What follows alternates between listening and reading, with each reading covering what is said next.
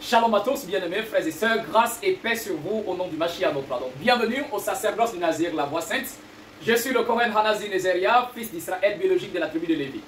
Alors, bienvenue à tous dans notre enseignement, ce Shabbat. Alors aujourd'hui, je vais parler d'un thème. Si nous faisons attention, le thème est quand même intéressant. Ok? Mais avec ce thème, vous faites attention avec l'escroquerie des pasteurs. Alors aujourd'hui, nous allons parler du sacrifice de la prospérité. Ça est dans les écrits. Dommage que dans la Bible on enlève. D'accord? De la même manière qu'il y a les sacrifices pour obtenir le pardon des péchés. De la même manière qu'il y a des sacrifices qu'on fait dans les écrits par rapport à des degrés, à des niveaux. De la même manière, il y a également des sacrifices de la prospérité. C'est écrit dans la Bible. Mais l'Occident, les Blancs ne pouvaient pas laisser ça dedans pour donner aux Noirs. Il faut qu'on soit clair, parce que le but était de rendre l'homme noir esclave. Donc on ne pouvait pas lui donner un livre où à l'intérieur il y a des rituels à faire pour devenir prospère, pour qu'il réussisse dans ce qu'il fait, mais c'est impossible.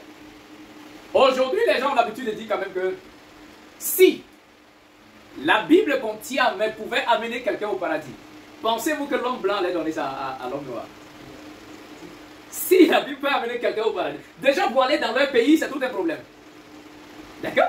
Donc, est-ce qu'ils peuvent vous donner un livre avec lequel vous serez prospère? Donc, on va lire un verset, un premier passage d'abord, qui nous parle du sacrifice de prospérité.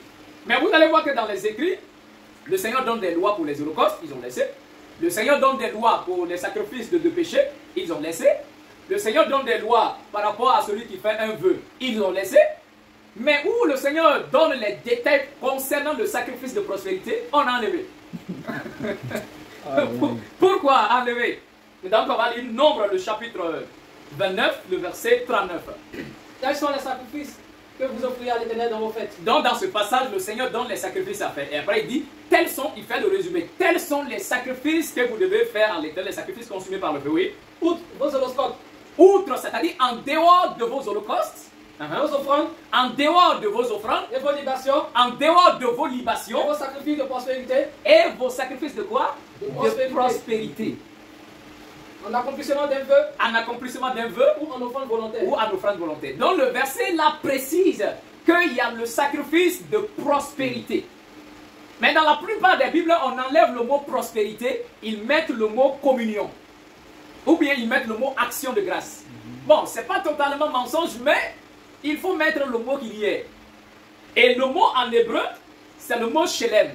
Le mot shelem signifie être en alliance avec l'esprit. Puisqu'il y a l'esprit de la prospérité. D'accord? Et une fois qu'on passe au sacrifice de la prospérité, nous sommes en accord, en communion, nous faisons alliance avec l'ange de la prospérité. Donc, mais ça on enlève. C'est là le gros problème. Donc on va lire également un autre passage, Ésaïe 45, le verset 7. Ésaïe 45, le verset 7. Je forme la lumière. L'Éternel dit, je forme la lumière. Et je crée les ténèbres. Je crée les ténèbres. Je donne la prospérité. Je donne la prospérité. Et je crée l'adversité. L'adversité aussi, parfois c'est moi qui crée, oui. Moi l'Éternel, je fais toutes ces choses. Et il dit, c'est moi l'Éternel qui fait tout ça. Donc le verset dit, l'Éternel dit, il donne la prospérité. Tu comprends? Ouais. Il crée aussi l'adversité. Donc, combien de personnes aujourd'hui, combien de fois on a prié? On a prié, Seigneur, sauve-moi, Seigneur. On est allé à l'église, on a prié, on a transpiré. Mais parfois, on est toujours au même point de départ. Mais le Seigneur dit, lui, il donne la prospérité. Comment est-ce qu'on peut prier un Dieu qui nous donne la prospérité, mais pourtant, on est tout en misérable? Essayons un peu d'analyser. Dans le livre du prophète Agé, il va dire, l'or, l'argent appartient à l'Éternel. D'accord? On a beaucoup lu ce verset-là. On a beaucoup lu ça. Mais l'Éternel dit dans la loi, dans la Torah, aux enfants d'Israël, qu'il n'y aura pas de misérables parmi vous. Il ne doit pas avoir de misérables parmi vous. Comment est-ce qu'on peut avoir un Dieu de prospérité qui a créé le ciel, la terre, tout ce qui contient? Mais on est fidèle, on va dire qu'on prie, on prie, on prie, on prie, on prie, on jeûne. Mais rien. Ça ne bouge même pas. On n'évolue même pas. Pourquoi? Parce que le Seigneur a établi des esprits avec qui on doit être en accord. Voilà pourquoi nous parlons toujours de la spiritualité. D'accord? Hébreux chapitre 1, le verset 14. On va encore repartir en arrière. Parce que Proverbe dit, si quelqu'un ferme l'oreille pour ne pas écouter la loi du Seigneur, sa prière même est une abomination. Ce n'est pas nous qui décidons de servir l'Éternel comme nous on veut. C'est lui qui nous dit ce qu'il veut. La façon dont il a établi, c'est comme ça. Nous devons faire. Maintenant, si nous nous entêtons pour aller faire autre chose, il n'est pas là-dedans. C'est quoi si on se comprend? Il n'est pas là-dedans. Ok, Hébreux, le chapitre 1, le verset 14. Ne sont-ils pas tous de l'esprit au service de Dieu? Oui. Envoyés pour exercer un ministère en faveur de ceux qui doivent hériter du salut. Donc, je reprends encore. La répétition est pédagogique. Donc, le verset dit, les anges sont des esprits. D'accord? Que le Seigneur nous a envoyés pour exercer un ministère. Ce sont les ministres de l'Éternel. Donc, quand eux, ils viennent, c'est pour accomplir un travail vers nous. Et en fonction de leur rôle, ils ont un nom. J'ai dit l'ange qui s'occupe de la guérison. Quand nous sommes malades, l'ange envoyé pour nous guérir, comment lui s'appelle? Raphaël. Raphaël, son nom signifie l'Éternel guérit. Le Dieu qui guérit. Il y a Rapha. Rapha, ça signifie guérir quelqu'un. Elle, ça signifie Dieu. Donc, vous voyez que lui, sa spécialité, c'est de guérir ceux qui sont malades. Ok? Maintenant, si quelqu'un est malade et qu'on veut prier pour lui, c'est pas comme à l'église, oh Seigneur, accorde-lui la guérison au nom de Jésus. Amen. Non, c'est pas comme ça. Tu veux recevoir quelque chose de l'esprit, il faut donner quelque chose en retour. C'est là qu'on parle toujours des offrandes. Et les offrandes, c'est pas l'argent que tu donnes au pasteur, il met dans sa poche et alléluia, amen. Non, c'est pas comme ça. Ce sont les holocaustes que nous faisons. On brûle ça devant le Seigneur. On brûle ça devant l'ange en question. J'ai toujours dit qu'il faut éviter l'escroquerie. Tu viens, tu donnes 50 000 francs au pasteur comme offrande. Il a fini, il l'a mis dans sa poche. Et il va prier pour toi pour que tu sois guéri. Mais l'ange qui doit te guérir, là, il va recevoir sa force où? Pour te guérir. C'est ça le problème. Parce que seul le Créateur ne se fatigue pas. Mais les anges qui travaillent avec nous, les esprits, eux, ils se fatiguent. De la même manière que tu vas au champ et que quand tu travailles, si tu n'as pas mangé, tu es épuisé, c'est de la même façon que les esprits s'épuisent. Donc pour cela, ils doivent aussi avoir leur nourriture à eux. On a dit aux gens que Dieu ne mange pas, que les esprits ne mangent pas. Les esprits mangent bien. On a lu à plusieurs reprises ici. Dans le livre de Lévitique, il dit, il faut respecter, il faut honorer le sacrificateur. Car c'est lui qui présente l'aliment de l'Éternel. C'est lui qui présente le sacrifice de l'Éternel, la nourriture de l'Éternel. Un passage où le Seigneur dit, vous ne manquerez pas de m'offrir ma nourriture en mon temps. C'est-à-dire au temps fixé, apportez-moi ma nourriture. Voilà pourquoi, dans les traditions, on va aller au village, au bord de l'eau pour faire des sacrifices. C'est pas, on n'adore pas l'eau. Mais il y a les anges qui habitent dans la rivière, qui protègent le village. Donc, quand on a besoin de leur aide, on apporte des offrandes. Pour dire, apportez-nous votre soutien. Mais l'homme blanc est venu dire que c'est la sorcellerie. Pour détruire un peuple, il faut détruire tout simplement son culte. On est venu dire que non, c'est aller prier au nom de Jésus, alléluia, amen, c'est ça qui est le chemin. D'accord? C'est ça ce que j'ai toujours dit. Imaginez, en Côte d'Ivoire, il y a le président de la République. Maintenant, le président, il travaille avec ses ministres. Lui, il ne se déplace pas comme ça. Il travaille avec ses ministres. Il envoie un ministre dans votre village, dans votre région, pour s'occuper de votre village. Maintenant, dans ce contexte-là, si vous avez besoin de quelque chose, vers qui vous devez partir? Vers le président ou vers le ministre qu'il vous a envoyé? C'est vers le ministre. Quand tu ne peux même pas faire appel au président, il va te dire, mais attends, mais je vous ai déjà envoyé un ministre. Donc, qui peut atteindre le Créateur? Personne. Hein, Dieu m'a dit, Dieu m'a dit, Dieu m'a dit, c'est ça on dit dans le Christ. Dieu m'a dit, Dieu m'a dit. Là, Dieu m'a dit, il est trop. Un jour, j'ai dit à quelqu'un, votre Dieu là, il bavarde, il parle seulement. Dieu m'a dit, Dieu m'a dit, Dieu m'a dit. Et il s'assoit là, il réfléchit à quelque chose, il dit, c'est Dieu qui lui a dit. Si Dieu parle, tu peux tenir. Oh. Si lui, il parle, qui peut tenir? Même de simples anges, quand on les voit, on perd la force. On tombe comme mort. À plus forte raison, lui. C'est-à-dire, dans le christianisme, on a tellement diminué le Créateur, à tel point lui, on l'a pris pour l'amener dans nos petits trucs là. Il est devenu notre ami. Finalement, on ne le respecte plus. On n'a plus de considération pour lui. Non, c'est pas comme ça. Lui, il est très loin, il est très loin. Au 7e ciel là-bas, très loin. Lui-même qui est au 7e ciel, c'est la représentation du Tout-Puissant suprême de l'univers qui est dans l'éternité. On se comprend. Donc, Hébreu dit que le Seigneur a envoyé ses anges vers nous afin de nous aider dans le quotidien ici. Donc, l'ange qui va t'apporter la guérison est l'ange appelé Raphaël. L'ange qui va t'aider dans tes combats, quand un sorcier, quelqu'un t'attaque, c'est qui? Michael. Michael, qui est le chef de l'armée des anges. Oui? Et en plus, maintenant, l'ange de la prospérité. Comment il s'appelle? Ah, on ne vous a jamais dit ça, donc vous ne pouvez pas connaître son nom. L'ange qui s'occupe de la prospérité. Il s'appelle Shelemel. Shelemel, il y a le mot Shelem, qui signifie prospérité, alliance, communion. Donc, il est l'ange de la communion, l'ange de la prospérité. Voilà pourquoi souvent, dans ce domaine-là, on fait constamment des vœux. Quand on se tient devant l'ange, on lui fait des vœux. Quand on fait le rituel, dans le rituel, on fait les vœux. Pour dire que, ah, vraiment, voici ma vie, ainsi de suite. Si tu m'apportes la prospérité, si tu m'aides dans mon travail, dans ceci ou dans tout ce que je fais, en retour, voilà ce que j'offrirai en sacrifice. Seulement, j'ai répété, nous, dans notre spiritualité, on ne tue pas un animal, on ne verse pas le sang. D'accord? Donc, l'Éternel dit, voici les offrandes que vous allez apporter en dehors de vos holocaustes, de vos libations, tout ça. Hein, on va reprendre le verset. Parce que c'est ça qu'on a appelé la sorcellerie. Mais on va reprendre. Nombre 29, le verset 39. Et puis vous allez voir, quand si on va à l'église, si on fait ça ou pas. C'est écrit, ce sont des lois du Seigneur.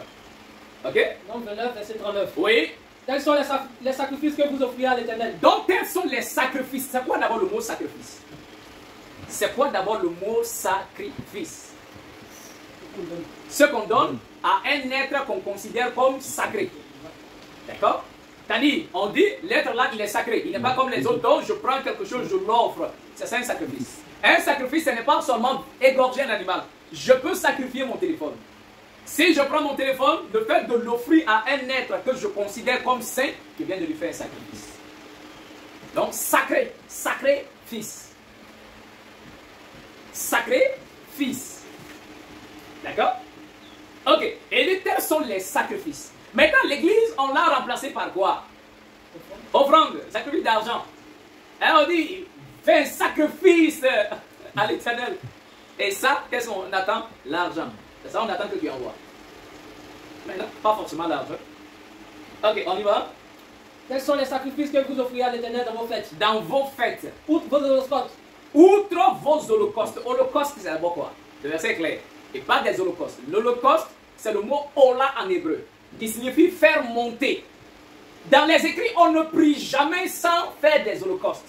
Parce que c'est la fumée des holocaustes qui monte vers l'Éternel. C'est ça qui amène ta prière. C'est ça qui amène ta prière. C'est pas que quelqu'un s'assoit là, alléluia, alléluia, au nom de Jésus. Non, ça n'aboutit même pas. Même voilà, ça ne va même pas traverser le plafond là. Ça ne va même pas traverser le plafond.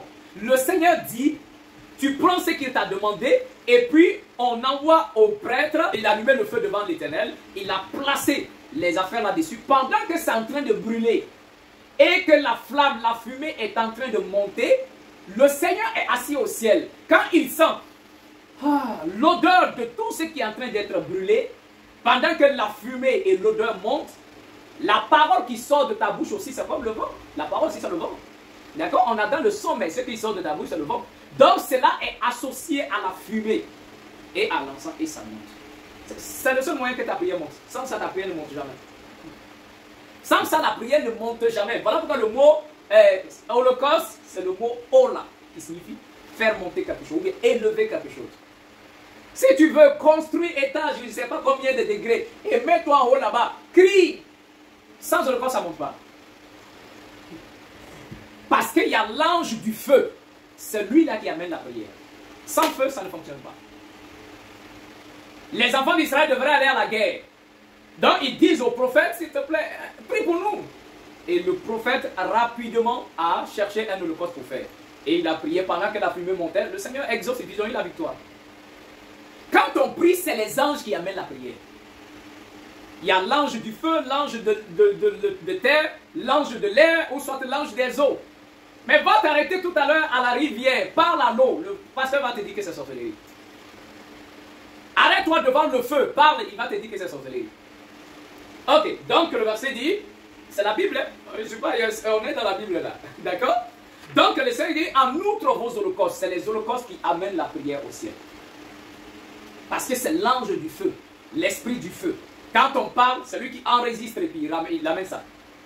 Même au paradis, au ciel, la parole nous dit dans Apocalypse qu'il y avait un ange, on lui a donné de l'encens afin qu'il brûle sur l'autel. Même au ciel, là-bas, il y a le feu devant l'Éternel. Il y a l'autel devant le Seigneur. Là-bas. Apocalypse le dit. La Bible le dit. Mais pourquoi à l'église, on n'allume pas le feu pour brûler les trucs du peuple? C'est ça? Même l'Éternel dit le jour du Shabbat, on n'allume pas le feu dans les maisons. Mais seul au sanctuaire, on peut allumer le feu. Parce que quand le peuple se rassemble dans le sanctuaire pour prier, il faut faire des holocaustes. Normalement, par jour, on a 2 holocaustes, matin et puis le soir. Maintenant, le Seigneur dit le jour du Shabbat, vous ferez 4 holocaustes. C'est-à-dire 2 pour Shabbat et 2 autres comme des jours ordinaires. Et l'Éternel dit car c'est ça qui va envoyer la prière. Apocalypse, le chapitre 5, le verset 8. 5, verset 8. Oui. Quand il eut pris le livre, Oui. les 4 êtres vivants et les 24 veillards se prosternaient devant l'agneau. Oui. Tenant chacun une harpe et des coupes d'or remplies de parfums, qui sont les prières des saints.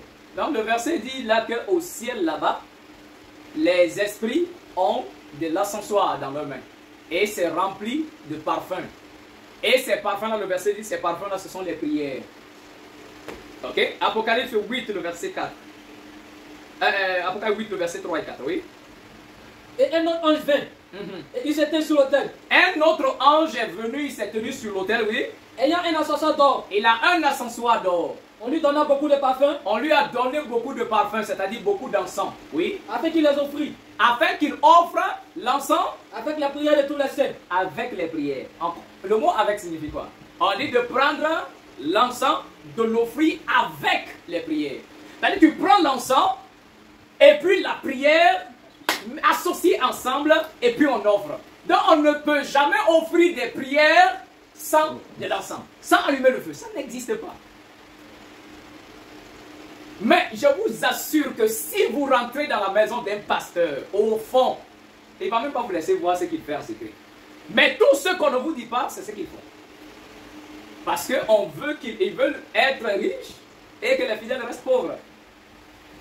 C'est ça. Ok, combien ont des avions, jets privés, des voitures? Alors que le pauvre fidèle, même pour manger, même il a tout un problème d'abord. Hein? Donc, il faut faire très attention dans les écrits. Ok, maintenant, les holocaustes, comme on l'a dit, ça signifie faire monter. D'accord? Signifie faire monter. C'est les holocaustes qui font monter nos prières devant l'Éternel. Ok, donc on retourne dans notre passage de Nombre 29, verset 39. Donc il nous disait que en dehors de vos holocaustes, oui, et puis en dehors de vos offrandes, et vos libations. Donc en dehors de vos holocaustes, en dehors de vos offrandes. Les offrandes, c'est le mot mincha. Le mot mincha, c'est l'offrande qu'on apporte pour la culpabilité. C'est-à-dire, on est coupable devant le Seigneur, on se sent, on a commis un péché, donc on est coupable, on apporte les offrandes pour ça. D'accord? Ok, après, et puis il parle, il dit en dehors de vos libations. La libation, c'est écrit, non? C'est quoi une libation? On a dit, les holocaustes, c'est lié au feu, on brûle au feu. C'est-à-dire, on fait appel à l'ange du feu. Maintenant, on parle de libation. C'est quoi une libation? Libation, c'est entrer en contact avec l'ange de la terre. Voilà pourquoi on va prendre l'eau, on verse par terre. On prend la boisson, on verse par terre. On ne fait pas ça dans les villages. Ah, mais pourtant, c'est la Bible, c'est écrit dans la Bible. Pourquoi quand on va voir un pasteur à l'église, il est incapable de faire de libation? Toi, tu dis que tu pratiques, que tu es pasteur, tu as la Bible en main. Mais ce qu'il y a dedans, tu ne veux pas. Et puis tu escroques les gens, ils te donnent leurs offrandes, tu prends, tu mets dans ta poche. Mais c'est quand même méchant que quelqu'un souffre. La personne veut s'en sortir. Mais le peu même qu'il a là, il prend, il te l'envoie pour que tu pries pour lui. Mais tu ne pries pas pour lui comme il faut. C'est comme si la personne venait de jeter son argent comme ça. C'est pas parce que c'est comme une notion de sémence. Si tu sèmes quelque chose, au moins il faut que ça pousse et puis ça ressort. Mais si tu sèmes et puis ça meurt à l'intérieur là-bas, tu as perdu ta sémence. Hein? D'accord? Tu as perdu ta sémence. Dans le livre de Lévitique, le chapitre 2, le verset 1, qu'est-ce qu'il dit? Lévitique, le chapitre 2. Lévitique chapitre 2, verset 1. Oui. Lorsque quelqu'un fera à l'Éternel une offrande en don, Si quelqu'un fait à l'Éternel une offrande en don, son offrande sera de fleurs de farine. est-ce que le verset a dit que son offrande sera l'argent? Non. Le verset dit son offrande qu'il doit apporter à l'Éternel, c'est de la farine. Il versera de l'huile dessus. Il va verser de l'huile dessus. Et il ajoutera de l'encens. Et puis l'encens. Ok? Vas-y. Il apportera au sacrificateur. Et il apporte maintenant au grand prêtre, au sacrificateur. Le sacrificateur prendra une poignée de cette fleur de farine, Maintenant, le sacrificateur va prendre les prémices, c'est-à-dire une poignée. arrosée d'huile, Arrosée d'huile avec tout l'encens. avec tout l'encens. Et il brûlera cela sur l'autel comme souvenir. Il va faire quoi? Il va brûler sur l'autel. Il brûle, non? C'est le Seigneur qui dit doit brûler. Pourquoi le pasteur ne brûle pas? Lui-même, il est un rebelle contre le Tout-Puissant. Toi, tu attrapes l'offrande de quelqu'un, puis tu ne brûles pas. C'est-à-dire, il détourne ta chose, en fait. Voilà pourquoi quand je parle d'escroquerie, on dit ah, le rabbi il est trop humain. Regarde, vous-même, c'est écrit ou pas? Le verset dit doit brûler devant le Seigneur. Il n'est même pas sacrificateur d'ailleurs. Et il n'a qu'à oser allumer le feu. Il va voir. C'est ce feu même qui va le brûler lui-même. C'est ça le gros problème. Aucun pasteur n'ose le faire. Il sait, il n'est pas lévite, il sait qu'il ne peut pas. Donc tu n'es pas appelé à ça. Pourquoi te proclamer pasteur? Tu sais que tu n'es pas habilité à recevoir des offrandes de la part des fidèles. Mais pourquoi tu prends? Pourquoi tu prends? Le verset dit, il apporte au sacrificateur, le lévite, fils d'Aaron. C'est eux qui sont chargés. C'est d'eux-là que les esprits reçoivent les offrandes. C'est eux qui sont habilités au parler aux esprits. Pour dire, telle personne est venue, voilà ce qu'il veut, et ainsi de suite. Donc, le sacrificateur, le lévite, il est le messager, l'intermédiaire entre les esprits et les hommes. Ok? Mais toi, tu n'es pas fils d'Aaron, tu n'es pas sacrificateur, tu te lèves, tu es pasteur. La pauvre femme qui a souffert toute la semaine, pour avoir un pauvre 10 000, elle vient, elle te donne, toi tu prends, tu mets dans ta poche, tu manges. Tu vas manger un gros poulet, tu es très content. Ton ventre est devenu gros. C'est une abomination. Alors que cette pauvre femme-là, même à la maison, même ses enfants ont du mal à manger. Mais toi, tu es fier, pasteur, écoute-moi. Toi, tu es fier de prendre la sueur d'une femme veuve, des orphelins, des personnes qui se cherchent. Et toi, tu manges. Et toi, tu seras le premier à descendre en enfer. Parce que ton péché est tellement énorme. Si tu veux voler, mais il faut aller braquer les banques quand même. Là, on va dire qu'on te classe parmi les voleurs. Il faut aller braquer des gens. Mais prendre la Bible pour escroquer, c'est encore plus dangereux. Parce que tu te caches derrière le nom de l'Éternel. 1, tu voles. 2, tu mens sur le Seigneur. Ah, ça devient double péché. Dans le commandement. Dans le commandement, il est écrit que tu ne voleras pas. Et l'autre commandement dit, tu ne prendras pas le nom de l'Éternel en vain. Non, là, le pasteur, tous les dimanches, il vient 2 commandements. Pourtant, ils disent qu'ils sont chrétiens, ils pratiquent les 10 commandements. Mais 10 commandements, 2 là, tu violes ça tous les jours. C'est dangereux. Pourquoi ne pas aller travailler? Il y a du travail. Il y a du travail. Il y a un prophète comme ça, on était en train de parler, je lui montrais comment ça se passe, il dit oui.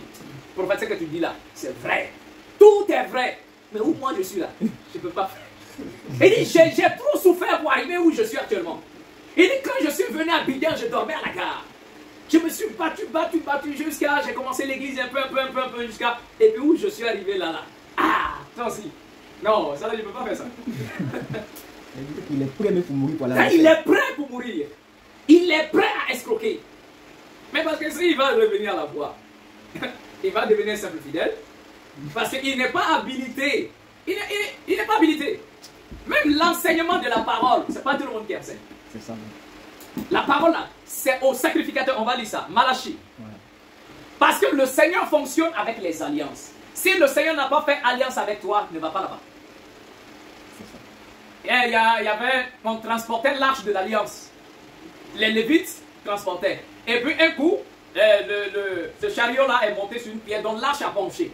Il y avait quelqu'un là-bas. Il n'est pas lévite, il n'est pas sacrificateur. Comme il voit que l'arche est en train de pencher, il court pour aller, pour attraper. Dès qu'il l'attrape, il meurt sur place. Le roi David avait peur. Il dit, hey, c'est l'arche, je l'envoie venir chez moi, je ne veux pas. Quelqu'un d'autre a reçu l'arche et le Seigneur a béni la personne. Sa maison a prospéré. Mais lui, là, est-ce qu'on t'a dit va là-bas? Tu n'es pas sacrificateur. Tu n'es pas sanctifié pour ça. Et toi, tu vas aller là-bas. Ah, d'accord. On y va seulement. Il n'y a pas de problème. Ok, Malachie. On va lire le chapitre 2. Malachie, le chapitre 2. Nous lisons à partir du verset 1 à descendre. Écoutez très bien ce que le Seigneur dit par rapport à l'enseignement de la parole, par rapport à servir l'Éternel.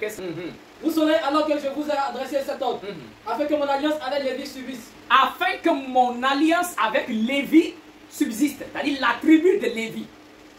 L'Éternel tisse alliance avec la tribu de Lévi. On y va? Mon alliance avec lui était une alliance de vie et de paix. L'Éternel dit, mon alliance avec la tribu de Lévi est une alliance de vie et de paix.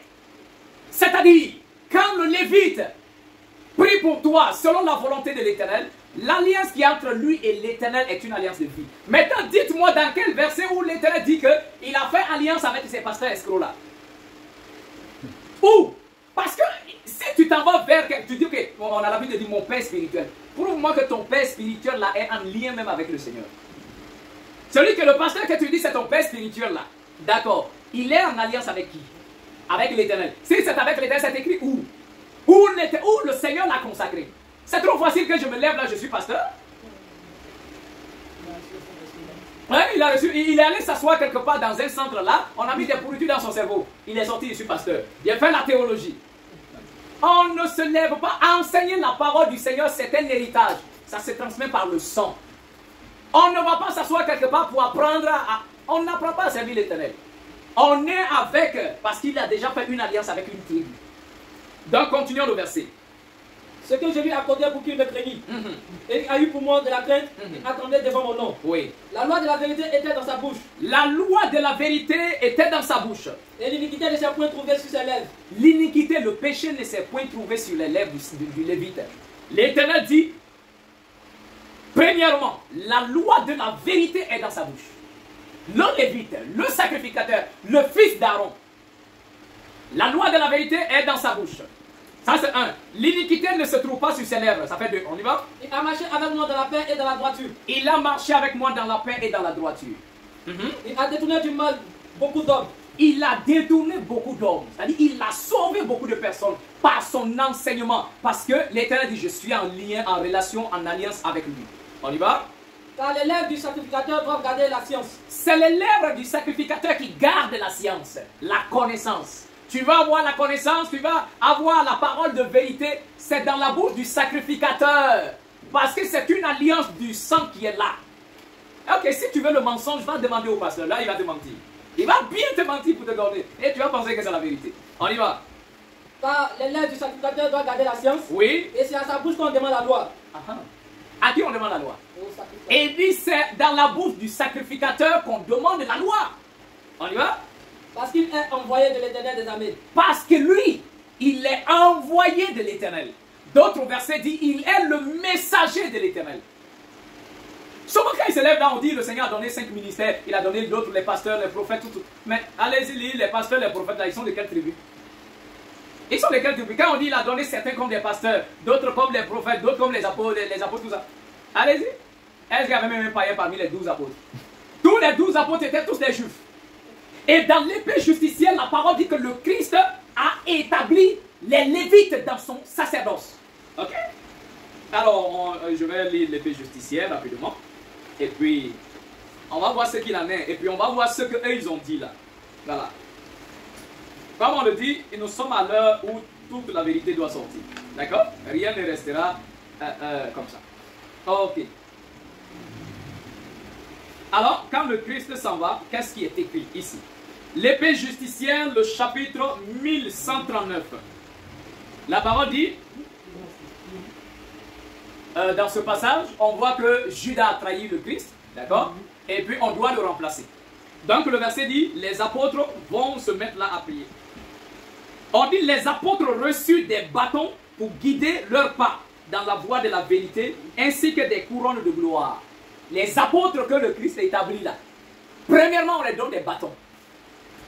On les donne des bâtons et des couronnes. C'est leur tenue vestimentaire, c'est leur apparence dans le ministère. Tous les apôtres ils reçoivent des bâtons. Parce qu'ils sont comme des pèlerins, des personnes qui marchent pour aller établir des communautés. Ça, c'est les apôtres. Maintenant, le verset dit, et aux prophètes, des lampes allumées pour éclairer le chemin et des encensoirs avec du feu. Les prophètes qu'on a établis. Quand on raconte à l'église, il a donné certains comme des pasteurs, des évangélistes, des prophètes, des docteurs. C'est ce qu'on dit depuis cette année. Mais ici, on démontre comment ils doivent fonctionner. Les apôtres, ils reçoivent des bâtons et des couronnes. Les prophètes, on les a donné des lampes, c'est-à-dire des flammes de feu, des lampes, pour éclairer le chemin du peuple, ainsi que de l'encensoir avec le feu. Ok? Et aux évangélistes, le livre de la loi. On a donné aux évangélistes le livre de la loi pour rappeler le peuple au principe premier. Un évangéliste qui sort là, hein, et il va aller évangéliser. Quand il va évangéliser là, il part évangéliser avec quoi? Qu'est-ce qu'il va dire? Crois en Jésus, il t'aime, tu seras sauvé. Et puis, avec ça, mais le verset dit, les évangélistes qui s'en vont là, on les a donné le livre de la loi. Mais le livre de la loi, c'est quoi? C'est la Torah. Quand les évangélistes partaient évangéliser, ils ne vont pas comme ça dire aux gens, non, crois en Jésus, tu seras sauvé. Non, les évangélistes s'en vont avec le livre de la loi pour rappeler le peuple à revenir à l'Éternel et à pratiquer ses commandements. C'est ça, on dit être un évangéliste, quelqu'un qui apporte la bonne nouvelle. Croire en Jésus, ce n'est pas une bonne nouvelle. Ce n'est pas ça la bonne nouvelle. Ce n'est pas ça l'évangile. On dit que le Christ lui-même est venu prêcher l'évangile. Donc l'évangile qui est venu prêcher là, c'est quoi? Est-ce qu'il est venu se prêcher lui-même? Le Christ est venu prêcher la loi de son Père. C'est l'évangile que le Christ a reçu de son Père. Donc croire en Jésus, ce n'est pas ça l'évangile. Mais revenez à l'Éternel, accomplissez ses commandements, obéissez au Tout-Puissant et en croyant à son Fils, le messager qu'il a envoyé, c'est ça la bonne nouvelle. Dans les évangiles et les évangélistes, on les a donné le livre de la Sainte Loi afin qu'ils rappellent au peuple qu'ils doivent revenir au principe que le Seigneur a établi. Donc, eux, ils se promènent dans tout Israël, un peu de par le monde entier, pour demander aux gens, revenez à l'Éternel, revenez au Tout-Puissant, revenez au Créateur, accomplissez sa loi, accomplissez sa volonté. C'est ça, être un évangéliste. Mais regardez les évangélistes d'aujourd'hui, là, des vrais escrocs. Et la dernière fois, on est allé regarder une maison, là, 2 femmes, elles disent qu'elles sont venues évangéliser. D'accord, vous avez fini d'évangéliser, maintenant, elles mendient. Elle m'appelle, elle me fait arrêter, frère, bon, on est venu évangéliser, mais on a faim, est-ce que tu peux nous donner quelque chose, on va manger? Regardez comme ça. Toi, tu dis, tu es venu apporter le salut aux gens. Mais l'argent même pour manger, tu ne l'as pas. Tu n'as pas mangé chez toi avant de sortir.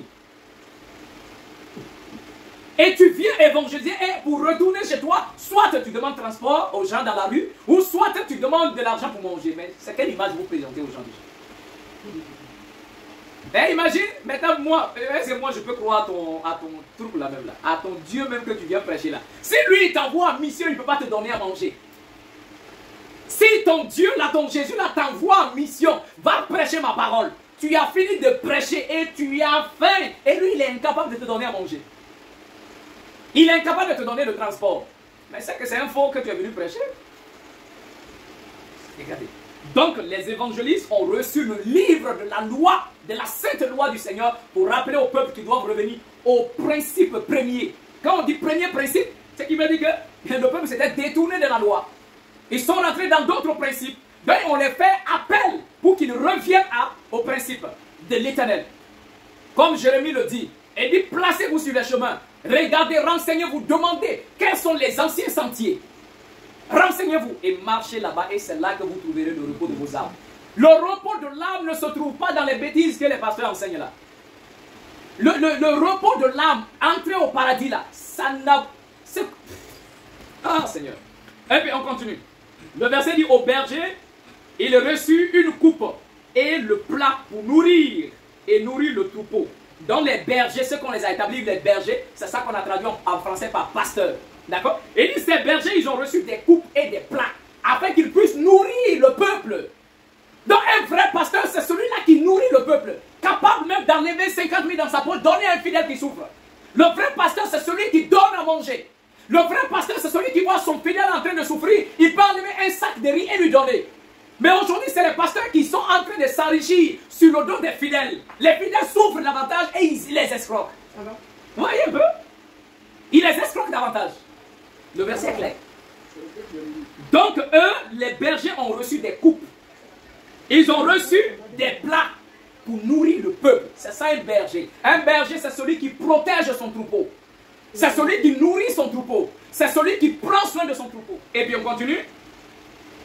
Maintenant, il continue, il dit, mais à personne n'a été donné ce qui a été donné à tous. Car tous étaient un seul sacerdoce dans le Mashiach.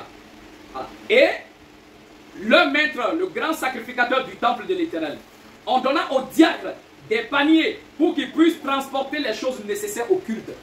C'est-à-dire, les diacres, on les a donné des paniers. Et les paniers, c'était qu'ils puissent apporter ce dont on a besoin dans le culte. C'est-à-dire, c'est Shabbat, on doit manger. On doit manger, c'est les diacres, c'est leur mission. Et tu n'attends pas de la communauté de l'argent pour ça. C'est ton ministère. Si tu es établi diacre, la semaine tu as travaillé de ton propre argent. Ton ministère, c'est ça. Toi, le diacre s'occupe de la communauté par ses propres biens. Donc, il envoie ce qu'il faut pour la nourriture des gens. C'est ton ministère. C'est ton rôle. Et tu dois accomplir ton rôle. Mais aujourd'hui, on attend que, je ne sais pas, que les fidèles envoient l'argent et puis c'est ça on va prendre.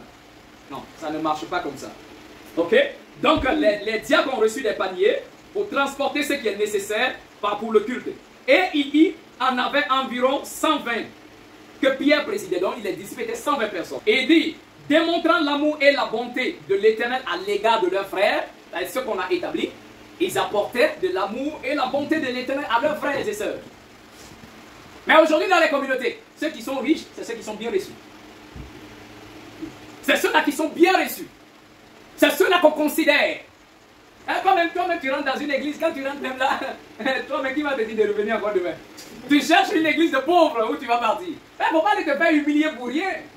Ou d'autres viennent déposer des enveloppes de 500 000 pour et toi, c'est 500 qui est dans ta poche. C'est 500 que tu vas venir déposer. Toi-même, quand tu vois ceux-là qui se lèvent pour aller là, toi-même, ton cœur bat. Tu te dis, moi je vais aller là-bas, c'est quoi je vais aller déposer? Aujourd'hui, tout est devenu l'argent. Et cela n'est pas bon. Alors, ils démontraient de l'amour pour leurs frères, pour le bien commun. Et parmi ceux furent appelés 12 prophètes. Hein? Parmi les disciples, on a établi 12 prophètes, 12 apôtres, 12 évangélistes, 12 bergers. Et ceux-là qui devraient les aider. Dans une communauté, il ne peut pas avoir un pasteur seul, c'est faux. On a établi 12 prophètes, 12 pasteurs, bergers, 12 enseignants, ainsi de suite. C'est un travail d'équipe. Mais aujourd'hui, quelqu'un se lève là, il s'en va. Je suis pasteur, c'est mon église. Voilà. Fondateur, c'est lui. Non. Ça ne marche pas comme ça. Ok? Alors, on continue. On dit parmi ceux furent appelés 12 prophètes, 12 apôtres, 12 évangélistes, 12 bergers, et ceux qui devraient les aider, ainsi que les diacres de l'assemblée. Et il fut au nombre de 120. Ils étaient tous 120. Voilà pourquoi même dans le sacerdoce du Nazir ici, il y aura 12 sacrificateurs, 12 lévites. 12 sacrificateurs. Il n'y a pas qu'un prêtre, il y a 12. D'accord? Maintenant, écoutez bien, le verset dit, c'est ainsi fut érigé le tabernacle de David, le tabernacle de l'Éternel, avec les hommes vivants remplis de bonté, comme le maître les avait montré. Et l'assemblée de Jérusalem fut donnée pour président et l'ange Jacob. C'est-à-dire dans la communauté de Jérusalem, c'était Jacob. Ok? Jacob, c'est lui, ou soit Jacques, c'est lui qui était le chef de la communauté. Mais comme il travaille avec l'ange de la communauté, voilà pourquoi le verset dit l'ange Jacob. C'est-à-dire, il travaille avec l'ange pour la communauté. On dit le frère du Seigneur. Parce que j'ai répété que le Christ est né d'un père biologique, Joseph. Alors Joseph avait déjà 4 fils avant d'épouser celle qu'on va appeler la Vierge Marie. D'accord? Maria. Ok. 24 prêtres, 24 sacrificateurs, 24 lévites. Le Christ avait son sanctuaire. Puisqu'il est venu dire aux pharisiens désormais, parce qu'on a lu dans Malachie tout à l'heure là, qu'il y a certains qui se sont détournés, qui ont brisé l'alliance avec les sacrificateurs. Ils se sont mis là à enseigner, alors qu'ils n'étaient pas de cette tribu-là. Donc ils ont tout bafoué. On était dans Malachie là où il disait que c'est du lèvre des sacrificateurs qu'on vient demander la loi. Et par l'enseignement, retournons là, vous allez voir. Ok. Car, Oui, car c'est les lèvres du sacrificateur qui doivent garder l'alliance. oui, Et c'est à sa bouche qu'on demande la loi, oui. parce qu'il est envoyé de l'Éternel des armées. Le sacrificateur étant l'envoyé de l'Éternel, c'est lui qui s'occupe de la parole. On y va? Mais vous, Alors il parle de ces faux sacrificateurs. Il dit, mais vous, vous êtes écartés de la voie. voilà. L'alliance que j'ai établie avec les Lévites, non seulement vous avez brisé ça, vous vous êtes vous-même établis comme les enseignants. Et puis vous vous êtes écartés de la voie. On y va? Vous avez fait de la loi une occasion de chute pour plusieurs. Il dit, la loi même là est devenue un instrument que vous utilisez pour amener plus les gens dans le péché. C'est pas ce que les pasteurs font? C'est ça. Au lieu de prendre la Bible, bon, après même qu'ils aient fini de falsifier. Aujourd'hui, j'ai répété, l'instrument appelé la Bible est l'instrument le plus corrompu, le plus falsifié, le plus mal interprété. Au lieu que ça fasse du bien, mais ça détruit plutôt les gens. Combien de familles sont divisées à cause de prédication du pasteur, à cause de son interprétation de la Bible? Comme je l'ai dit, j'ai regardé une vidéo où une jeune fille, elle n'est même pas encore truc. Elle est partie à l'église, que son prophète a révélé que sa maman est sorcière. La petite est venue à la maison, sa maman est assise là. Maman, je t'ai fait quoi? Le prophète m'a révélé que tu es une sorcière. Pourquoi tu as détruit ma vie? Je maudis le jour où je suis né. Tu n'es pas digne d'être appelée ma mère. Je t'ai fait quoi? J'étais la glacée. Ah! C'est sa propre mère, elle a été traitée comme ça. C'est comme ça qu'on attrape un sorcier. Même dans la loi, le verset précise comment attraper un sorcier. C'est trop facile d'accuser les gens. Tu n'as pas de preuve. Quelle preuve que ta mère est sorcière? Tu l'as attrapé? Ou bien c'est parce que quelqu'un qui te l'a dit? Combien de prophètes ont brisé les foyers? Combien de pasteurs ont détruit des familles sous prétexte de révélation? Tu es un sorcier. Ok, si tu es un sorcier, il n'y a pas de souci. Un jour, on va t'attraper. On attrape un sorcier flagrant délit. Comme quand on dit quelqu'un est voleur. C'est pas parce que quelqu'un dit que c'est un voleur, toi aussi tu dis c'est un voleur. Tu l'as attrapé où? Est-ce que tu l'as vu en train de prendre l'objet? Attention. Quelqu'un dort, il se réveille. Dieu m'a dit, Dieu m'a dit, Dieu m'a dit, Dieu m'a dit. Si tu es garçon, laisse ton côté, Dieu m'a dit, la parole, on verra si ta parole a du poids. Ta parole n'a pas de poids. Mais pour que leur parole puisse avoir du poids, ils sont obligés de coller Dieu derrière. Dieu m'a dit. Comme ils voient que tout le monde craint, tout le monde veut chercher Dieu. Donc quand on va dire Dieu m'a dit, là, tu vas dire, ah, c'est Dieu qui a dit. Oh, Dieu n'a rien dit. Il a rencontré Dieu ou même. Où il a rencontré? Dieu n'a rien dit. Tu vas le voir où? Dieu m'a dit, Dieu m'a dit. Attention. Donc, il faut qu'on fasse très attention. Donc il dit à vous, vous avez plus égaré des personnes en utilisant la loi. Au lieu que la loi soit le moyen de sauver les gens, vous en avez fait un truc pour égarer les gens. Continue. Vous avez violé l'alliance de Lévi. Vous l'avez vu? Il dit vous avez violé l'alliance de Lévi. Si aujourd'hui c'est la même chose que le Seigneur va répéter aux pasteurs, prêtres, évangélistes, docteurs pour dire que vous avez violé mon alliance avec Lévi, je ne vous ai jamais appelé à le servir. Je ne vous ai jamais appelé. On ne se connaît même pas. Voilà pourquoi le Christ dit, tous ceux qui me disent Seigneur, Seigneur, n'entreront pas tous dans le royaume des cieux. Il dit en ce jour-là, beaucoup vont me dire, mais Seigneur, on a fait des miracles en ton nom, on a prophétisé en ton nom, on a guéri des maladies, mais moi, je vais leur dire, je ne vous connais pas. Je ne vous ai jamais connu. Éloignez-vous de moi, vous qui commettez l'iniquité. Je ne vous ai pas appelé. C'est comme un homme va, il fait alliance avec sa femme. Il se marie parce que le mariage est une alliance. Il va faire alliance avec sa femme. Et toi, tu quittes nulle part là-bas, tu viens, tu entres dans leur alliance. Mais tu es adultère. Donc tous ces pasteurs dans le sens spirituel, ce sont des pasteurs adultères, prophètes adultères. Ils entrent dans une alliance où on ne les a pas appelés. Est-ce qu'on se comprend? L'Éternel a tissé alliance avec la tribu de Lévi. Tout comme un homme peut faire alliance avec une femme. Donc c'est une alliance, c'est quelque chose qui est sacré. Le verset dit, ils ont brisé l'alliance. Toi tu vas quelque part là, tu te sens là, oui, ouais, je sens que Dieu m'a appelé. Ouais, je sens que Dieu m'appelle. Et puis il va quelque part, il se fait former, je dis, bon, ça c'est des pourritures, mais des pourritures dans son esprit. Théologie, on dit l'étude de Dieu. La théologie c'est ça. Théo, Théo c'est Dieu. Logie, étude. L'étude de Dieu, toi tu veux connaître Dieu. On étudie Dieu. Hein? Quelqu'un qui a 1000 facettes, tu peux l'étudier comment? C'est lui qui se révèle. Et non pas que toi, tu cherches à l'étudier. On étudie quelque chose qu'on peut maîtriser. C'est ça. Ok? Si je maîtrise la géographie, c'est ça que je peux étudier. Mais comment étudier quelqu'un qui a 1000 facettes? Tu ne le vois même pas. Comme maman a l'habitude de dire, tu ne sais même pas s'il est sur ta tête ou s'il est dans ton dos ou s'il est devant toi. Tu ne sais même pas où il se trouve. Et pourtant tu veux l'étudier lui. Comment tu as fait? Et c'est comme ça, ils vont s'asseoir là, on va mettre toutes sortes de pourritures dans l'esprit. Et c'est ça, ils vont prendre comme la vérité absolue. Non. L'Éternel se révèle. Il tisse alliance et il se révèle. Et il te dit maintenant à ton tour, toi, il faut aller me révéler aux gens. C'est ça, il dit, le pasteur, s'il pense qu'il est dans la vie, il n'a qu'à prendre sa Bible, il n'a qu'à venir. Et il n'a qu'à venir, j'enseigne toujours, non? C'est quel pasteur qui est venu dire que ce que je fais là, c'est pas... Il n'a qu'à venir, s'asseoir. Devant la face du monde. Et on va si ce qu'il appelle Bible, là, si même il sait d'où on a écrit. Ok? Donc, il dit, mais vous avez brisé l'alliance avec Lévi. On y va? Je vous rendrai méprisable et vil aux yeux de tout le peuple. Et regardez maintenant ce que le Seigneur dit. Il dit, le fait que vous êtes entrés dans une alliance qui n'était pas votre alliance et que vous avez égaré des gens, alors le verset dit, l'Éternel dit, je vous rendrai méprisable et vil. Méprisable et vil aux yeux de tout le peuple. Aux yeux de tout le peuple. Aujourd'hui, même va évangéliser quelqu'un, ou bien dire à quelqu'un, je suis un homme de Dieu, je suis pasteur, on va dire, ah, vous les pasteurs là encore. Pourquoi? Sors, va évangéliser, dis à quelqu'un, tu sors, je suis prophète, on va dire, oh, vous connaissez ça. Hein? On est fatigué de vous. C'est la prophétie, l'Éternel, je vous rendrai méprisable. Parce que vous avez brisé l'alliance. Donc, le Christ, quand il est venu dire aux pharisiens qui étaient dans le temple, ils ont profané tellement les choses. Donc, il dit, revenez à la vraie voie du Seigneur. Et qu'il ne faisait pas. Le Christ avait son sanctuaire. Il a établi ses apôtres. Maintenant, le verset dit ici,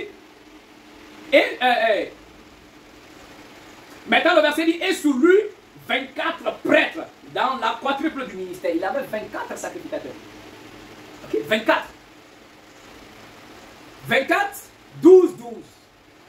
C'est-à-dire, il y avait 24 sacrificateurs, 12 sacrificateurs représentant le peuple d'Israël, physique, et 12 sacrificateurs qui vont représenter le ciel. D'accord? 12 sacrificateurs.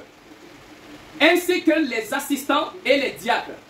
Et après 6 jours, beaucoup se rassemblèrent et 6000 hommes et femmes s'ajoutèrent et reçurent la sainte loi de l'amour de l'Éternel et ils reçurent avec joie.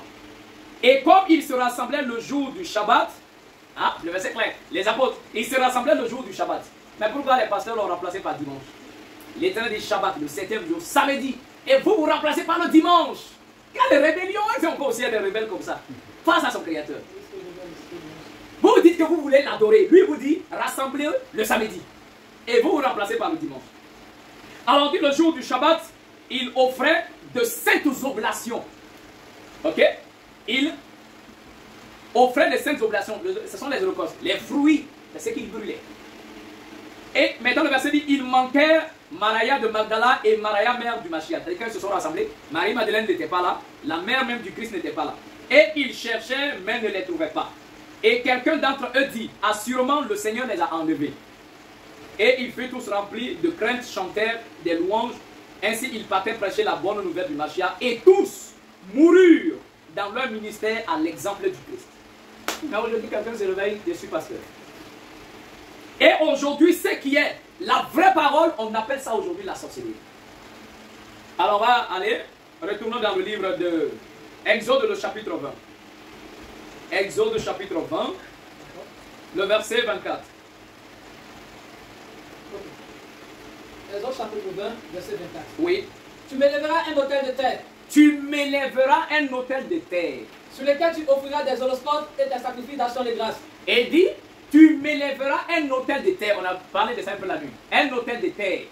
C'est-à-dire, il faut bâtir l'autel, mais avec la terre. À l'église, il y a l'autel de terre. C'est quoi ils appellent autel à l'église? La chair. Chair et puis autel, c'est la même chose. Même dans la parole, il y a la chair. Mais la chair, c'est pas où on s'arrête. La chair, c'est où on s'assoit. Matthieu 23, le Christ dit à ses disciples, les scribes et les pharisiens sont assis dans la chair. Dans les écrits, on s'assoit dans la chair, on ne s'arrête pas la chair. Ils ont tout mélangé. On ne s'arrête pas la chair, on s'assoit dans la chair. Pour enseigner la loi. C'est-à-dire, ils ont tout fait à leur manière. On s'assoit dans la chair. D'accord? Alors le Seigneur dit, tu m'élèveras un autel de terre. C'est-à-dire, il faut rassembler la terre. Consacrer ça comme l'autel. Il dit, où tu dois faire tes holocaustes. Et c'est là que tu viendras également faire, bon, ils ont traduit action de grâce, mais c'est le sacrifice de prospérité. C'est le mot Shelem. D'accord? Ok, on continue. Et des sacrifices d'action de grâce, des Oui. brebis et des bœufs. Partout où je rappellerai mon nom, Partout où je vais rappeler mon nom, je n'oubliez pas, viendrai à toi je viendrai à toi. et je te bénirai. Partout où je vais rappeler mon nom, on ne bâtit pas d'hôtel. Et si le nom de l'Éternel n'est pas lié à l'hôtel, c'est zéro. Tu peux aller bâtir l'hôtel. Si le Seigneur n'a pas rappelé son nom, c'est zéro. Les pasteurs disent que la chair là, c'est ça l'hôtel. Ok, ils ne connaissent même pas le nom de l'Éternel. Un, ce n'est pas la chair. Deux, le nom de l'Éternel n'est pas dessus. Le nom de l'Éternel, c'est pas Yahweh. C'est pas Jésus. Hein? Et après, quel nom encore? Jéhovah. Je ne sais pas Jéhovah. Donc alors, même si vous vous appelez votre chair là, hôtel, est-ce que c'est l'Éternel qui a appelé son nom? Reprenons le verset, le verset 14. Il faut reprendre, il faut bien écouter. Pour que ça devienne un hôtel. Et que quand tu te présentes là pour que le Seigneur puisse te bénir, écoutez bien, on reprend. Partout où je rappellerai mon nom, Partout où je. C'est lui qui parle, non? Il dit partout où je vais rappeler mon nom. Et c'est le Seigneur qui dit, bon ici, je pose mon nom là. Bâtissez l'hôtel. Ok? Je rappelle mon nom. Maintenant le verset dit, je viendrai. C'est-à-dire une fois que vous vous tenez là, le Seigneur dit, c'est moi qui viens. D'accord? Le Seigneur ne vient pas où il n'y a pas son nom. C'est pas si vous comprenez. Il ne vient pas où il n'y a pas son nom. Voilà pourquoi même quand on a fait la maison, au centre on a mis Yahoo. Yahoua Yahoo. C'est le nom. Dehors c'est écrit Yahusha. Le nom du Père, le nom du Fils, y est établi. C'est là il dit je viendrai et je te bénirai maintenant. C'est où tu as fait l'autel de terre qui lui vient. Vous n'avez pas le nom de l'Éternel. Vous n'avez pas non plus bâti l'autel comme lui l'a dit. Vous devez faire votre manière. Quand on voyait nos mères, nos grands-mères le matin prendre de l'eau devant leur maison pour verser, pour parler. Pour verser, pour parler. Et puis ils ont dit que c'est la sorcellerie. C'est eux-mêmes qui sont des vrais sorciers. Et c'est ça que nos mères, nos grands-pères faisaient constamment. Et le Seigneur bénissait leur maison. Le Seigneur protégeait nos familles. Nos villages étaient bien prospères. Nos parents partaient à la rivière pour faire des purifications. Des cérémonies, ils sont venus dire que c'est la sorcellerie.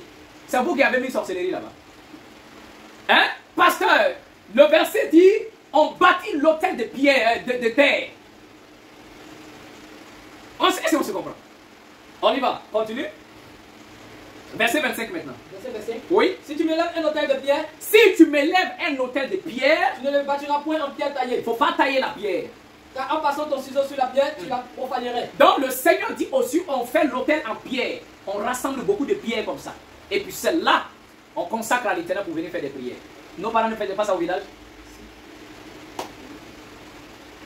Dans mon village, quand tu entres dans une cour, voici les pierres qui sont rassemblées. Il n'y a pas une cour, il n'y a pas d'hôtel de pierre. Ça n'existe pas. Et au centre du village, il y avait un gros arbre baobab. Et en bas de l'arbre là, les cailloux même là, qui sont là-bas là, toi-même tu es dépassé. Les grosses pierres qui sont là, déposées, et les femmes du village, il y a des jours spécifiques. Notamment à partir du vendredi à midi. Ce sont des cérémonies jusqu'à samedi, dimanche. Donc, quand les femmes la préparent, puisqu'en ce moment on s'était convertis, on est devenu chrétien, quand les femmes la préparent, on vient, les vieux, tout le village se rassemble là. On fait des libations, on verse de la boisson, les offrandes sont déposées, et même il y avait une pierre qui était bien grande comme ça, et puis lisse. Le dessus était très lisse, et les femmes l'avaient là-bas propre. Et ils versent toute la nourriture là. Ceux qui sont sacrés, c'est eux qui viennent manger. En ce moment, on a dans notre cerveau les bêtises du chrétien. On dit, hé, les sorciers, c'est la sorcellerie. Ils sont en train d'emboutir en déjà. On a traité de la sorcellerie. Mais pourtant, c'est ce qui est écrit. C'est pas ce qui est écrit. Mais pourquoi traiter ça de sorcellerie? Pourtant, c'est écrit. Et c'est ça qui faisait la force de l'Afrique. C'est ça qui faisait la force de nos villages. Mais on est venu dire que c'est la sorcellerie. Le christianisme, on dit, crois en Jésus, tu es sauvé, c'est fini. On a tout abandonné. Et les esprits aussi nous ont abandonnés. Ok? Une fois qu'on a tout abandonné, les esprits de l'Éternel aussi nous abandonnent. On se retrouve où maintenant? Voici la preuve. On se retrouve. Voici les conséquences, non? Le christianisme là est venu quand? Il y a longtemps. Tu es chrétien, ça fait combien de temps? Ça fait longtemps. Mais ta vie a évolué, ou tu es toujours au même point de tes parfois, mais ta vie devient même plus pire qu'avant. N'est-ce pas? Mais quand les pères, nos mères, partaient toujours à la rivière pour faire des offrandes, leur vie, ça évoluait, ça prospérait. Et il y avait des plantations, plein de choses. Mais aujourd'hui, le résultat, on est venu dire que ce n'est pas la sorcellerie. Ce n'est pas de la sorcellerie. C'est écrit.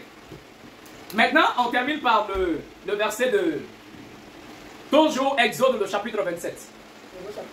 Ouais, Exode chapitre 27. Exode, le chapitre 27. On va lire à partir du verset 1. Qu'est-ce qu'il dit? Tu feras l'autel de bois d'acacia. Oui. Sa longueur sera de 5 coudées. Le Seigneur dit tu feras l'autel en bois d'acacia. Oui. Sa longueur sera de 5 coudées. Oui. Et sa largeur de 5 coudées. L'autel sera carré. L'autel doit être carré. Et sa hauteur sera de 3 coudées. Sa hauteur sera de 3 coudées, oui. Tu feras aux 4 coins des cornes qui sortiront de l'autel. Maintenant, le Seigneur dit aux 4 coins de l'autel là, il faut mettre les cornes. 4 cornes sur l'autel. Mais aujourd'hui, quand tu as cornes, on te traite de quoi? Sorcier. Parce qu'on a dit, ah non, c'est satanique. Mais c'est écrit, c'est la Bible. Le Seigneur dit son autel, il faut mettre les cornes dessus. Il faut mettre les cornes.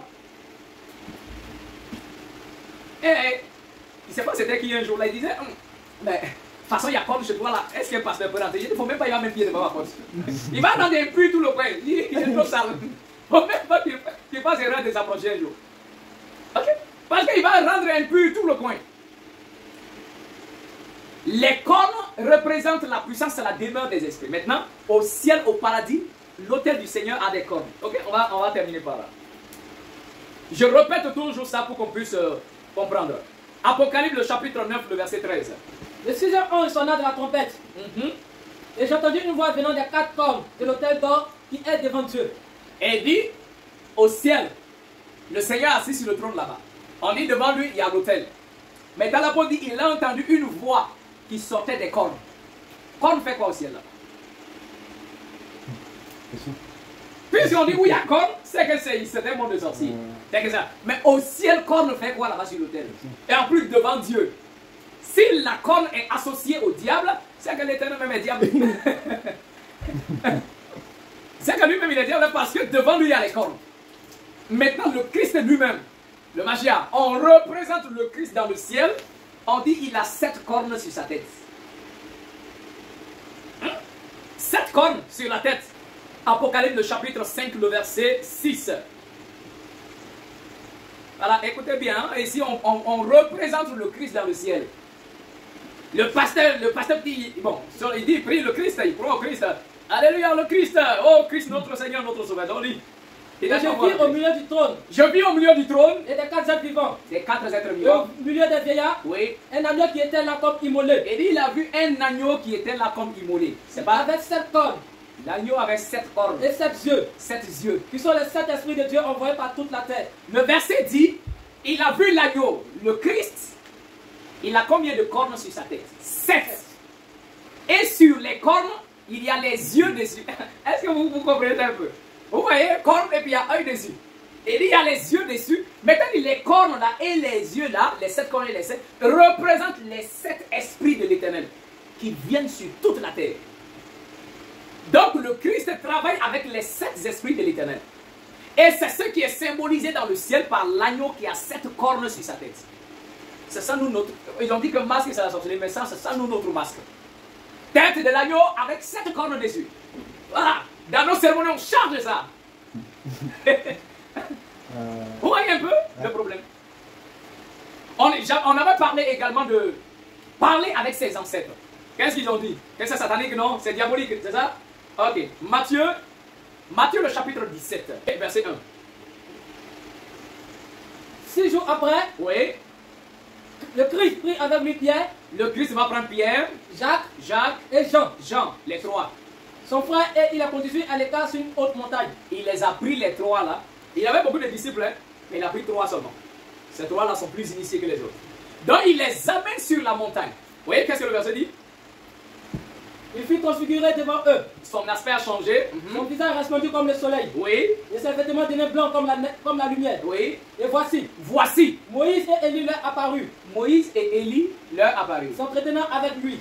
s'entretenant avec lui. Bon, dans Matthieu, on ne dit pas qu'est-ce qu'ils se sont dit. Mais dans Luc, on nous dit qu'on lui parlait de la prochaine étape de sa mission. Moïse est mort il y a longtemps, non? Élie, lui, il a été enlevé au ciel. D'accord? Mais Élie était revenu, non? Par Jean-Baptiste. Parce que plus tard, les apôtres vont demander pourquoi les pharisiens disent que Élie doit venir. Le Christ dit Élie est déjà venu. Et ils l'ont traité comme ils voulaient. Et le verset dit les apôtres ont compris qu'il parlait de Jean-Baptiste. Donc Élie qui avait été enlevé au ciel est revenu par Jean-Baptiste, dans le corps de Jean-Baptiste. Et Jean-Baptiste, on venait de lui couper la tête. D'accord?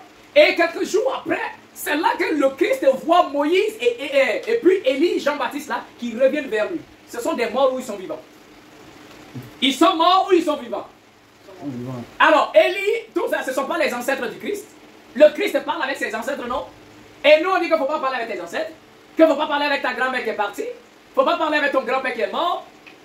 Alors, non, analysez vous-même. Moi, j'aime que vous-même vous analysez. Le Christ parle avec Moïse. Moïse était mort ou il était vivant? Moïse était mort il y a longtemps. Mais quelqu'un qui est mort, il est revenu ou pas? Le verset dit Moïse est venu dans la gloire. Et ça nous fait croire que si mon grand-père est décédé, il est parti en enfer. Parce qu'il n'a pas accepté Jésus. Est-ce que ça va dans sa tête? Donc avant que tu ne viennes avec ton christianisme là, tous mes grands-parents qui sont morts là, ils sont allés en enfer. Mais attends, on nous prend pour qui? On nous prend pour qui? Toi, tu es venu avec ton Jésus christianisme il n'y a pas longtemps. Maintenant, tu veux me faire croire que mon arrière-grand-père, c'est tous ceux qui ont vécu jusqu'à avant que vous apportez. Donc eux, ils sont morts, ils sont allés en enfer. Non. Pas comme ça. On ne va pas en enfer parce qu'on a accepté Jésus, on n'a pas accepté Jésus. Non. On va dans la punition quand on fait le mal. Dans toute société, le Seigneur a cité le bien et le mal. Dans un village, vous partez, le village a des lois. Ne faites pas. Tout le monde sait que voler, prendre la femme de quelqu'un n'est pas bien. Tout le monde sait que voler n'est pas bon. Il y a des lois de la société qui sont établies là-bas. Donc, tu les respectes, tu es bon envers les gens, tu meurs, tu vas aller au paradis. Mais si tu fais le mal, là, tu vas aller en enfer. Cela n'a rien à voir que pour dire que toi. C'est comme quand quelqu'un me dit, avant qu'il vienne construire son hôpital dans mon village, personne n'était guéri quand il est malade. Hein? C'est comme on te dit, un monsieur te dit que c'est parce que j'ai construit hôpital dans votre village que vous avez commencé à être guéri. Mais avant que tu viennes construire ton hôpital là, toi tu penses qu'il n'y avait pas des mamans qui guérissaient les gens avec les plantes? Les parents guérissaient avec des personnes. Ils guérissaient des personnes avec des plantes. Donc il y avait des guérisseurs traditionnels avant que toi tu apportes ta modernité. Donc avant que tu amènes ton faux Christ là, le vrai Christ est avec nous il y a longtemps. Celui qu'on peut appeler Jésus, il n'est pas un blanc, c'est un noir, un Africain qui a vécu en Afrique ici. Donc tu ne peux pas venir me présenter quelqu'un que je connais déjà. Je le connais mieux que toi. Hein? Toi tu viens de dire que tu m'apportes la Bible, mais la Bible je connais mieux que toi. Parce que c'est ici que tu es venu prendre pour aller falsifier. C'est ici que tu es venu prendre pour aller modifier. C'est comme, attends, qui peut bien décrire notre maman? Si ce n'est que sa fille. Maintenant si je viens, je dis, ta maman, elle est grande de taille, elle est très grosse, elle est tellement claire. Elle me dit non, ma maman n'est pas grosse, elle n'est pas claire. J'ai dit si ta maman est claire, crois ce que je dis. Si elle ne veut pas croire, je dis bon, donc tu rejettes ta maman. Je n'ai pas rejeté ma maman. Mais c'est la façon dont tu décris ma maman là. C'est ça que j'ai dit non, ma maman n'est pas comme ça. C'est pas si on se comprend un peu. Nous on connaît le Christ, la parole nous montre qui est le véritable Christ. Il n'est pas un blanc, c'est un noir, un Africain. D'accord? Un Africain. Il n'est pas un blanc. Maintenant toi tu viens me dire que le Christ là il est blanc. Il a beaucoup de cheveux comme femme. Moi je te dis, toi ton Christ là c'est le faux. Et puis tu me dis que non, je ne connais pas le Christ. Non, je le connais mieux que toi. Mais c'est ta façon de le décrire que nous on ne veut pas. Donc voici la différence. Donc le Seigneur dit, tu bâtiras l'autel de terre où tu viendras présenter tes holocaustes et tes sacrifices de prospérité. Dans la Bible, il y avait le sacrifice, un rituel pour quelqu'un qui veut être prospère. Mais on l'a enlevé. On enlève. Si on laisse dedans, tu as fait là, tu seras prospère, non? Ah, on veut que tu sois pauvre et que tu dépendes toujours. Voilà, du christianisme du pasteur. Quand ça ne va pas, tu cours. Tu vas voir le pasteur dire, fais une offrande, ma fille. Mon fils, fais une offrande. Tu fais l'offrande après. Si j'avais même mes 500 000 francs, j'allais garder. Tu as donné, et puis après. Pourquoi ils enlèvent? Pourquoi les parties plus importantes qui sauvent les gens, on enlève? Et on laisse les parties qui sont... Comment est-ce que quelqu'un qui vient, il a faim, il n'arrive même pas à payer sa maison, il n'arrive pas à manger, toi tu dis il faut prier. Tu as prié comment? Je veux prier, mais j'ai pensé de loyer dans mon cerveau. Je pense à comment payer mon loyer. Je pense comment manger même là. Il n'y a pas. Et toi tu veux que je prie? De prier comment? Même les gens ont l'habitude de dire que celui qui a faim n'est pas libre. Voilà le problème. Pourtant nous prions un Dieu, on va dire c'est le Dieu de la prospérité. Le Dieu de la prospérité. Et ça nous on va rester misérables, pauvres. Non. Voilà pourquoi le Tout-Puissant dans sa bonté, il va nous révéler les 22 rituels à accomplir. Celui qui arrive à accomplir les 22 rituels, c'est lui, il ne s'en sort pas, c'est que pour lui est grave. C'est que là, ça dépasse mes compétences. Sinon, voilà en réalité. Donc, que le Tout-Puissant nous accorde sa grâce, que le Seigneur nous aide. Rien ne restera caché.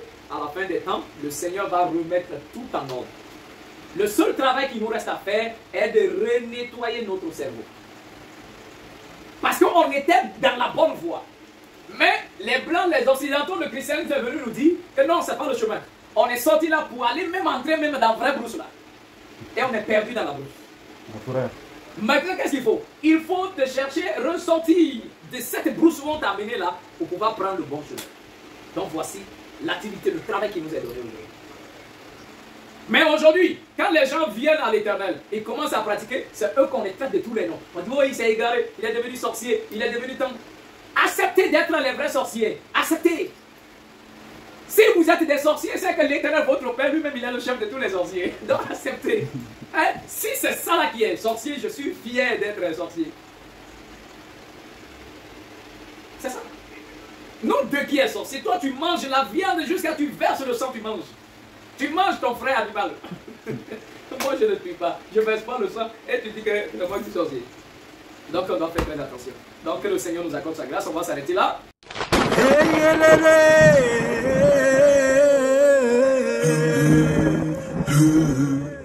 Ooh.